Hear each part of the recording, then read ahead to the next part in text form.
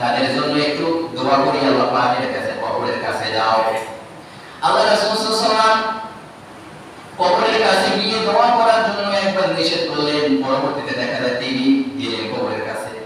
বলা হলো সাহাবায়ে কেরাম, ইয়া রাসূলুল্লাহ, কবরের কাছে যাইতে আপনি নিষেধ করলেন, আপনি না গেলেন। বলেন তোমরাও যাবা, তোমরাও যাবা। কারণ কি জানো?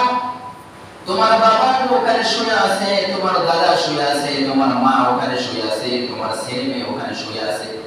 যদি একটুখানি কবরের পাশে যাও, তোমার আন্তরিকতা বেশি হবে, চোখ থেকে পানি পড়লে তোমার দোয়া আল্লাহ পাক কবুল করে দেবে। ভাইয়া, দোয়া কবুলের শর্ত করো খাবার খানা আর চোখের পানি। আল্লাহ পাকের কাছে সবথেকে বড় গ্রহণযোগ্য বিষয় হলো চোখের পানি। চোখের পানি কিন্তু সচরাচর সকলের আসবে না। যাদের ঈমান মানে অনেক কঠোর, কঠিন, দুর্বল ঈমান, কঠিন মানময় ঈমান, সুপ্ত দ্বীনের কথা বলে শুনে না, নামাজে মন নেই, রোজায় মন নেই, দ্বীনের কাজে মন নেই, তাদের চোখ থেকে অটোমেটিকলি পানি আসে না, আসবে না। এই জন্য ঈদের দিনের সকালের কাজ হলো ফজরের নামাজ পড়ে হোক, আগে হোক, পরে হোক, ওই বাবা শুয়ে আছে, মা শুয়ে আছে, কবরের কাছে যাবেন। যাইয়া যে সকল সূরা কালাম আপনার জানা